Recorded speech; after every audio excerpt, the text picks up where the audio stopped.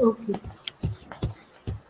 So today we can discuss one by one the different compartment model, have, how we can calculate their pharmacokinetic parameters. The first is one compartment open model. Open model का क्या मतलब है कि आपकी drug आ रही है, single compartment है, कि हम ब्लड और बॉडी टिश्यू मान के चलते हैं, उसमें से ड्रग आ रही है और वो एलिमिनेट कर रही है. The term open indicates that the input availability and output, जिसे हम elimination कहते हैं, are unidirectional. Unidirectional means एक ही डायरेक्शन में जा रहा है, ठीक है, and that the drug can be eliminate from the body. यहाँ ये छोटा सा डायग्राम है कि ड्रग इनपुट गया मतलब एब्जॉर्प्शन हुई और आपका जो ब्लड और टिश्यू में डिस्ट्रीब्यूट हुआ, देन वो एलिमिनेट हो गया, मतलब जिसमें मेटाबॉलिज्म और एक्सक्रीशन हुआ. The rate of absorption is Ka and the rate of elimination denoted with Ke. ठीक है, depending upon the rate of input. जो रेट ऑफ इनपुट है, हमारे पास several one compartment open models आ जाते हैं. कौन कौन से हैं? One compartment open model IV bolus. IV bolus और इन्फ्यूजन का क्या मतलब है? देन है IV infusion, then extravascular zero order and extravascular first order. उसमें क्या है? उसमें ये है कि जो ये चार मॉडल कौन कौन से हैं? ये चार मॉडल, फर्स्ट आपका है IV bolus administration. IV bolus का क्या मतलब और इन्फ्यूजन का क्या मतलब है? IV बोलस वो है जो आप एक ही शॉट में अप्लाई कर देते हो, जो आप इंजेक्शन लेते हो intravenous, that is IV bolus. Okay. Infusion क्या है? इन्फ्यूजन का मतलब होता है कि एट स्टडी स्टेट आपकी जो ड्रग है वो ब्लड कंपार्टमेंट में डिलीवर हो रही है और वो हमारी होती है आपकी जो ड्रिप लगती है. ठीक है, तो जो IV बोलस है वो आपका, बोलस का मतलब होता है in one shot, in single shot. जो आप ड्रग को एडमिनिस्टर कर रहे हो वो आप सिंगल शॉट में दे रहे हो. जैसे इमरजेंसी में कोई भी इंजेक्शन है, ठीक है, विटामिन K का हो गया कोगुलेशन के लिए.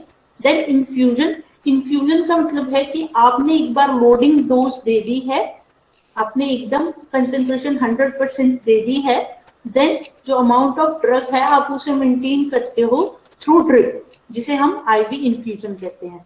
एक्स्ट्रावेस्कुलर एडमिनिस्ट्रेशन जीरो ऑर्डर एब्जॉर्प्शन होगी, मतलब ओरली टेकन ड्रग जिसका जीरो ऑर्डर रिएक्शन है.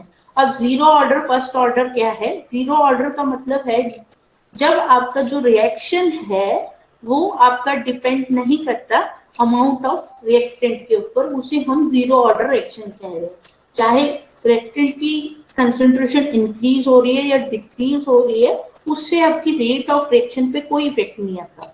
Then next is one first order. First order का मतलब ये है कि विद द इंक्रीज है, जितना ज्यादा आपकी रिएक्टेंट की कंसंट्रेशन होगी उतना ही ज्यादा फास्ट आपका रेट ऑफ रिएक्शन होगा. अब सबसे पहले है वन कंपार्टमेंट, हम इसे सिंगल कंपार्टमेंट ओपन मॉडल भी बोलते हैं, इंट्रावेनस बोलस के लिए.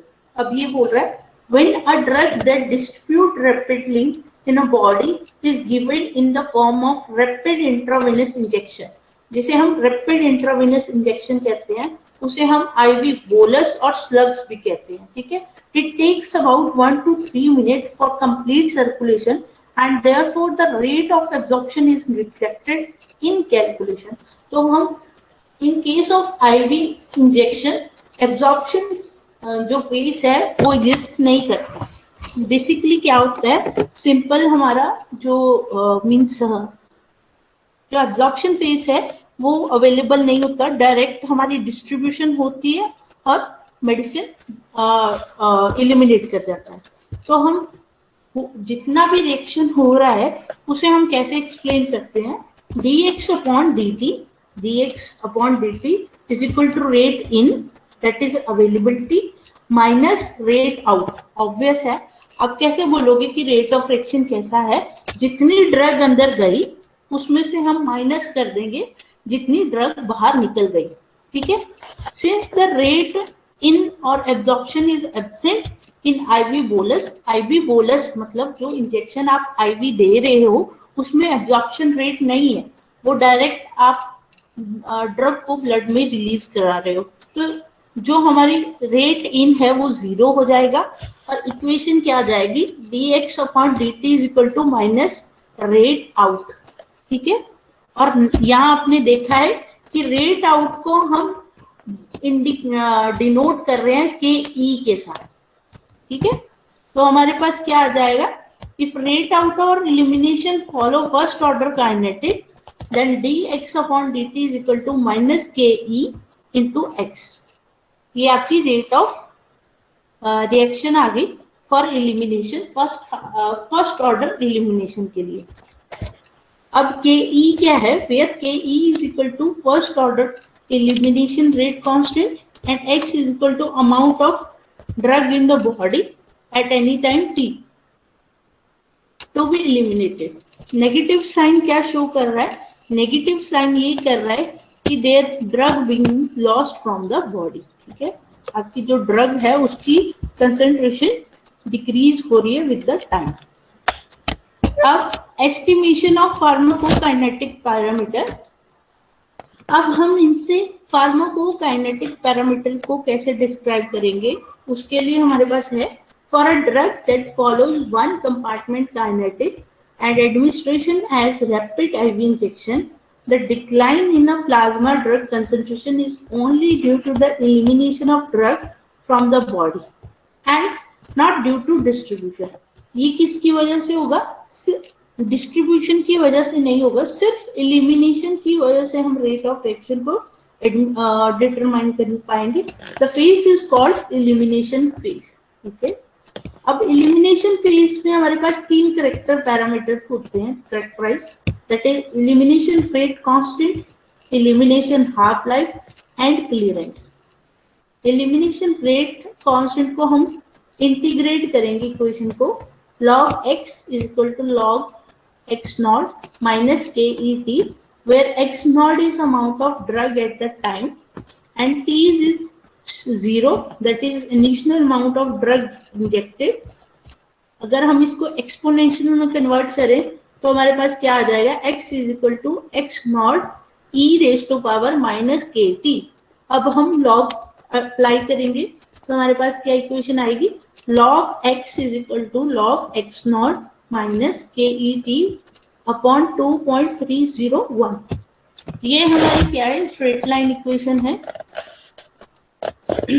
अब ये क्या कह रहा है, since it is difficult to determine directly the amount of drug in the body x, advantage is taken fact that the constant relationship existing between drug concentration in plasma C and x। अब हम as such जो amount of drug है वो calculate नहीं कर सकते, क्योंकि amount नहीं कैलकुलेट कर सकते, बट जो कंसेंट्रेशन है कि ब्लड में कितनी कंसेंट्रेशन है वो हम कैलकुलेट कर सकते हैं।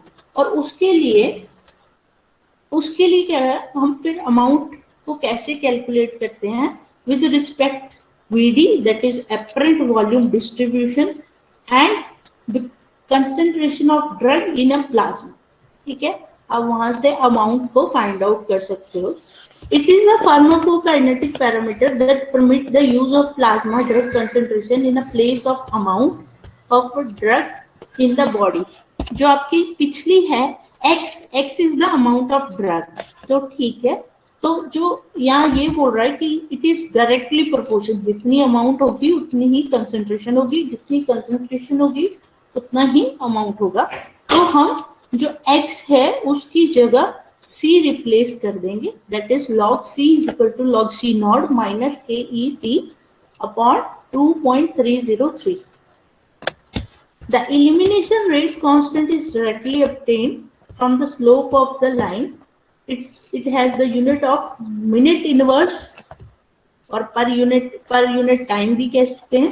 thus the linear plot is easier to handle mathematically than which in case of obtain। अब इतना सारा क्यों करना पड़ा, log c नॉट, इसी इक्वेशन से क्यों नहीं चल पड़ा x is equal to x naught e. Actual में क्या है, ये जो log c is equal to log c naught वाली है, ये हमारी स्ट्रेट लाइन इक्वेशन है। स्ट्रेट लाइन इक्वेशन कैसे, ये देखो इन्होंने log c की कंसेंट्रेशन ली है और नीचे टाइम की, तो ये हो गया देखो x, और ये x एक्सिस log c, और ये आपकी y एक्सिस log c, और x एक्सिस पे टाइम।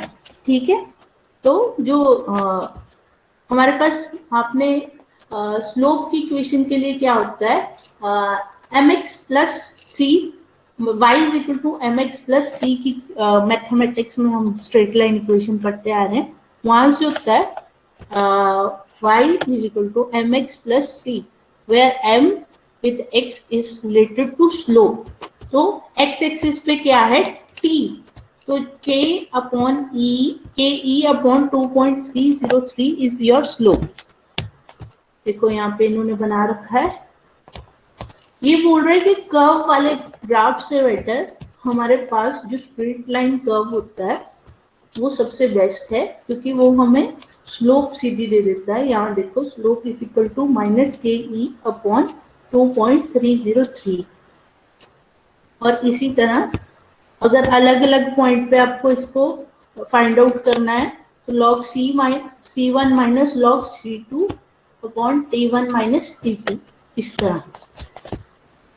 अब ये कह रहा है Cartesian plot of drug that follows one compartment kinetics and given by rapid IV injection. और आपके पास ये कार्टेशियन प्लॉट है और ये सेमी लॉगरिथमिक प्लॉट है, बट हम प्रेफर हमेशा सेमी लॉगरिथमिक प्लॉट करते हैं।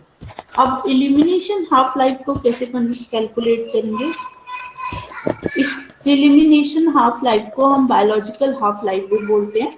It is the oldest and the best known of all pharmacokinetic parameter। सबसे बेस्ट माना जाता है इसे, और important characteristics of drug है। इसका क्या मतलब है, when your drug is eliminated 50% from the body from its initial value, then it is called biological half life। Short term में कि 50% जो ड्रग है वो एक्सक्रीट आउट हो जाए बॉडी में से जिस टाइम में, उसको हम बायोलॉजिकल हाफ लाइफ बोलते हैं। It is expressed in hour और मिनट्स, इसका यूनिट क्या है आर या minute. Half life is related to elimination rate constant by the following equation, t half is equal to 0.693 upon के ई, और t half is equal to 0.6। अभी आपने यहाँ देखा कि VD अपॉन क्लियरेंस, हम KE की जगह C मतलब VD अपॉन क्लियरेंस भी कर सकते हैं। ठीक है, then next is clearance. Clearance क्या है, clearance is defined as the theoretical volume of body fluid containing drug from which the drug is completely removed in a given period of time। मतलब clearance क्या है आपका, the rate of elimination, rate of elimination है upon plasma concentration. ठीक है भाई, सबके cameras क्यों बंद हो गए, आपकी रिकॉर्डिंग चल रही है उसमें आपके कैमरा सबके ऑन होने चाहिए। प्लीज अपने कैमरा ऑन रखो सभी। ओके, तो ये बोल रहा है कि क्लियरेंस क्या है, क्लियरेंस है rate of elimination upon plasma drug concentration.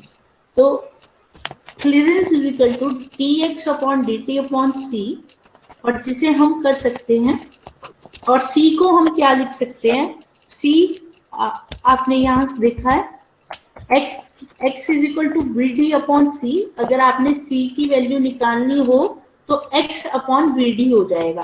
ठीक है, तो वही उन्होंने यहाँ पे पुट कर दी है c की वैल्यू x अपॉन वीडी, मतलब आपकी वीडी फाउंड आउट किया है इससे x नॉट अपॉन के ई ए यू सी.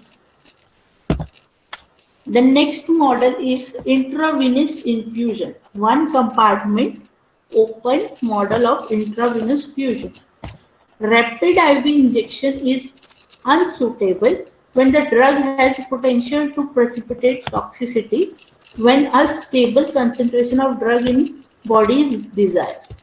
बोल रहा है कि आपको एकदम से मतलब कुछ केसेस में ये जो ड्रग है, ड्रग अगर आप एकदम रिलीज कर देते हो तो there may be precipitation of that drug in a blood which causes a toxic effect. ठीक है, तो उसके लिए हमारे पास अदर ऑप्शन क्या होता है कि हम उस ड्रग को आईवी में दे. आईवी इन्फ्यूजन मतलब कि एक बार आपने लोडिंग डोज दे दी, जो मिनिमम अमाउंट है आपकी रिक्वायर्ड वो आपने प्रोवाइड कर दी, देन आप उसको ड्रिप के अकॉर्डिंग, ड्रिप समझते हो ना, जो हम ग्लूकोज की ड्रिप लगाते हैं, इट इज आईवी इन्फ्यूजन. ठीक है, तो आप इन्फ्यूजन के थ्रू उस ड्रग को क्या बोलते हैं एट अ डिजायरेबल रेट, जो कि हम जीरो ऑर्डर कहते हैं, बिकॉज जीरो ऑर्डर में क्या है, जो आपकी रेट है वो बिल्कुल कांस्टेंट है. आप अपनी जो ड्रग है उसको डिलीवर कर सकते हो to the target site. In a such a situation, the drug is administered at a constant rate, that is zero order, by IV infusion.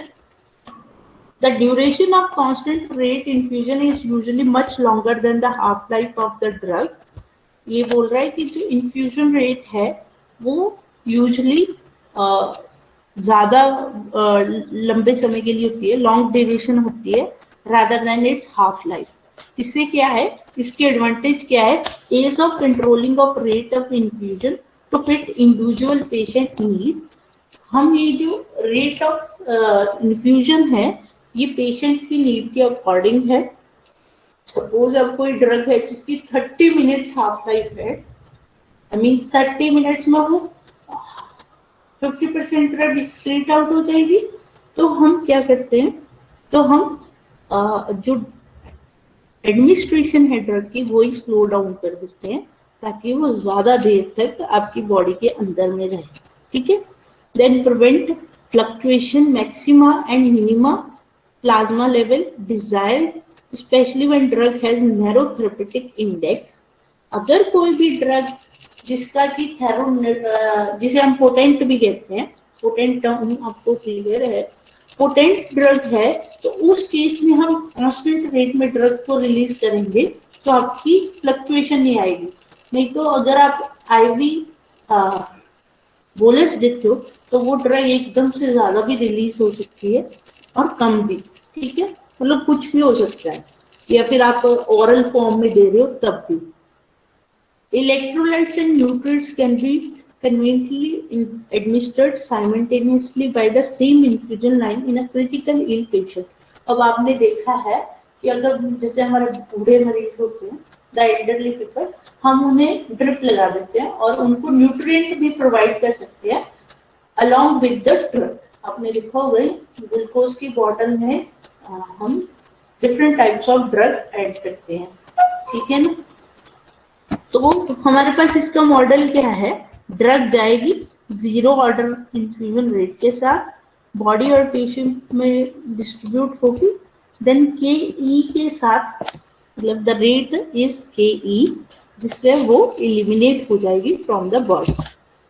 Then next, at any time during the infusion the rate of change in the amount of drug in the body is dx upon dt is difference between the zero order rate of drug infusion and the first order rate of elimination. Basically वो क्या कह रहा है, basically ये कह रहा है कि जो हमारा रेट ऑफ रिएक्शन होगा वो सेम क्या होगा. यहाँ हमने स्टार्टिंग में पढ़ा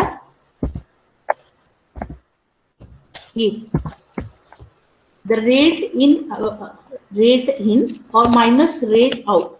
हम कैसे अपना रेट ऑफ रिएक्शन डिफाइन करते हैं कि कितना अंदर गया उसमें से कितना बाहर गया, तो यहाँ भी ऐसा ही है. तो रेट इन कितनी है, आर नोट, यहाँ हम बोल रहे हैं कि R naught is the constant with which drug is entered in the body and K is the, और ये जीरो ऑर्डर फॉलो कर रही है, तो जीरो ऑर्डर में हमारे पास क्या आएगा, dx upon dt is equal to R naught minus के ई इंटू एक्स। अगर हम इसकी इंटीग्रेशन कर दे और रीअरेंजमेंट कर दे इक्वेशन को, तो x is equal to R naught upon के e into 1 minus e raised to power minus k e t। Since x is equal to, x को हम क्या कहते हैं, Vd into concentration, तो हम इस इक्वेशन को ट्रांसफर कर सकते हैं, c is equal to r naught upon k e Vd into 1 minus e raised to power minus k e t, जिसे हम लिख सकते हैं। अब के ई बी डी हमारी क्या है, क्लियरेंस हो गई, तो इसको हम लिख सकते हैं R naught upon clearance into 1 minus E raise to power minus के ई t. At the start of constant rate infusion the amount of drug in the body is zero and hence there is no elimination. Starting में क्या होगा, आपकी जो infusion है वो बहुत slow होती है, तो जो अमाउंट ऑफ ड्रग है वो जीरो होगी और आपकी एलिमिनेशन उस टाइम जीरो होगी। जैसे जैसे टाइम पास होता जाएगा, the amount of drug in a body rise gradually until a point after which the rate of elimination equal to rate of infusion, जिसे हम स्टडी स्टेट कहते हैं और इन्फ्यूजन इक्विलिब्रियम भी कहते हैं। ठीक है, कुछ इस तरह चलेगा हमारा। ये कह रहा है this is a graph between plasma concentration and time for a drug given by constant IV infusion. The two curves indicate the different infusion rate between R node and 2 R node for same drug. ठीक है, ये मतलब आपकी steady state हो गई, ये जो straight line होनी शुरू हो गई, इन्फ्यूजन इक्विलिब्रियम में आ गया और आपकी जो रेट ऑफ रिएक्शन है वो बिल्कुल कांस्टेंट हो गया एट स्टडी स्टेट। अब मेन पर्पस क्या होता है इन्फ्यूजन का, मेन पर्पस यही होता है कि हम स्टडी स्टेट को अचीव कर ले। अब स्टडी स्टेट का क्या मतलब है, इससे क्या हमें पता लग गया, अब ये है at steady state the rate of change of amount of drug in body is zero, hence equation become, basically क्या है, जो हमारा अमाउंट ऑफ ड्रग है वो बिल्कुल कांस्टेंट हो जाता है।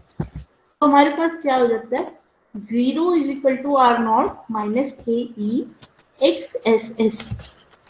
Transforming to the concentration term and rearrangement in the equation, तो C S S is equal to R naught upon के E V D is equal to R naught upon clearance, that is infusion rate upon clearance.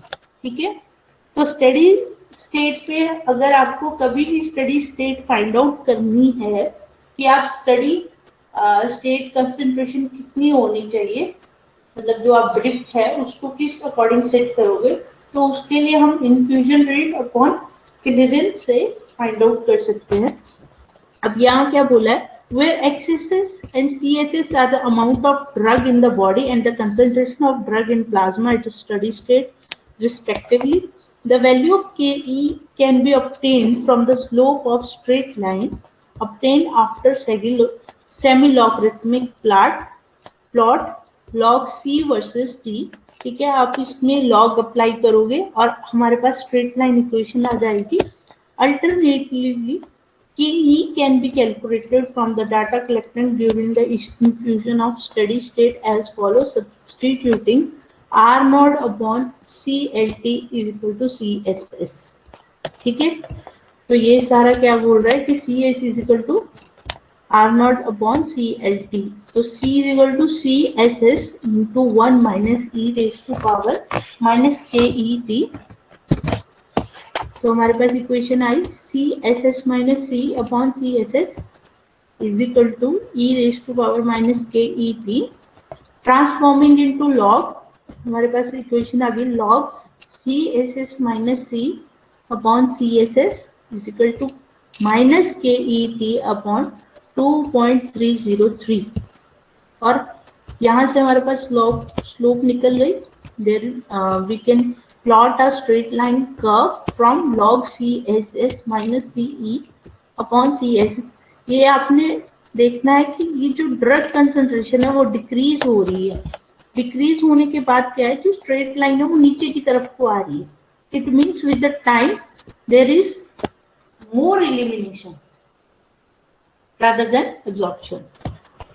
So semi-log plot to be compute KE from infusion data up to steady state.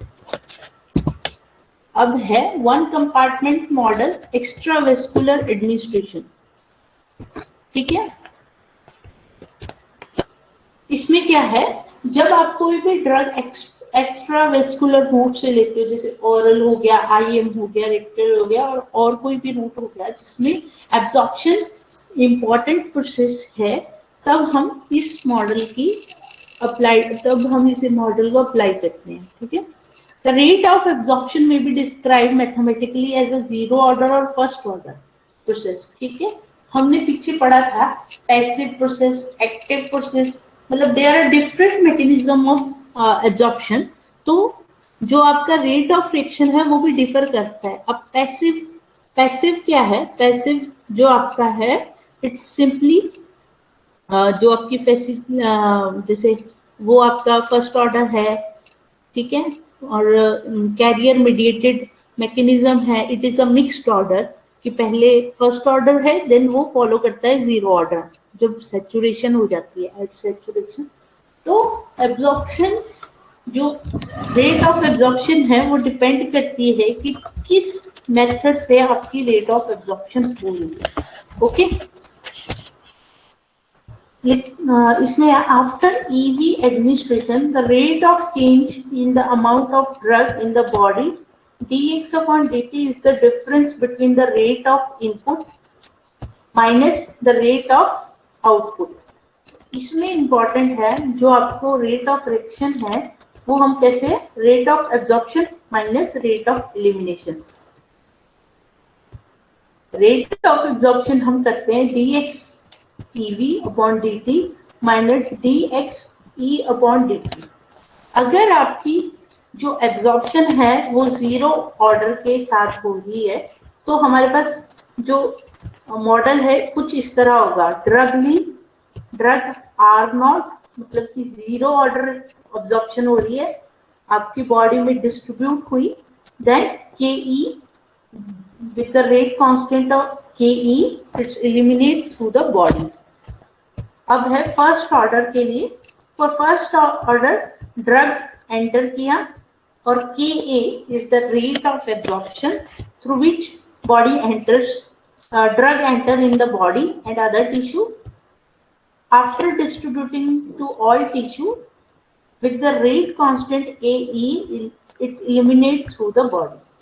ठीक है, तो हम इसको कैसे लिखेंगे, dx upon dt mathematically dx upon dt is equal to के A x A minus के E X. अब K A is a first order absorption rate constant and X A is the amount of drug at absorption site remaining to be absorbed, that is absorption rate constant. ठीक है, integration की आपने इस equation की dx upon dt minus equal to के A x A minus के ई की, तो हमारे पास क्या आया, हमारे पास आया x इज इक्वल टू के A F x naught upon k A minus के ई, और ब्रैकेट में हमारे पास e raise to power minus k t minus के a e raise to power minus के ए टी। ठीक है, अब अगर हम इसको ट्रांसफॉर्म करते हैं कंसंट्रेशन की टर्म में तो हमारे पास आएगा C इज इक्वल टू के A F x not, x की जगह आपने वीडी जो x की जगह C इंटू वी लगा दिया, वो आ गया K A F x naught upon V D K A minus के ई into e raise to power minus के ई T minus e raise to power minus के ए टी। कुछ इस तरह का आपके पास ग्राफ प्लॉट होगा जिससे हम लॉग ए से जो हमारे के ए आपका ये इन्होंने एक्स्ट्रा लाइन प्लॉट करके रखी है जिसे बैक एक्स्ट्रापोलेटेड टर्मिनल पोर्शन कहा गया है। लॉग सी की वैल्यू ये आपकी एब्जॉर्प्शन रेट है। यहाँ से हम के ए की वैल्यू को फाइंड आउट करते हैं। ठीक है। Plasma concentration time profile after oral administration of a single dose of drug, the pi exponential curve has been resolved into two components, absorption and elimination. तो हमारे पास क्या है log a, हमारे पास दो एक्सपोनेंशियल पावर है, के ए भी है और के ई भी है। जो के ई है हम उसको खुद प्लॉट करते हैं, दैट इज एक्स्ट्रापोलेटेशन टर्मिनल। ठीक है ना। log c is equal to log a minus के ई टी अपॉन 2.303। ये थे तुम्हारे वन कंपार्टमेंट मॉडल। अभी इसी तरह चार और मॉडल तुम्हारे मतलब टू कंपार्टमेंट है। अब सबसे पहले है intravenous bolus administration after IV bolus of a drug that follows. चलो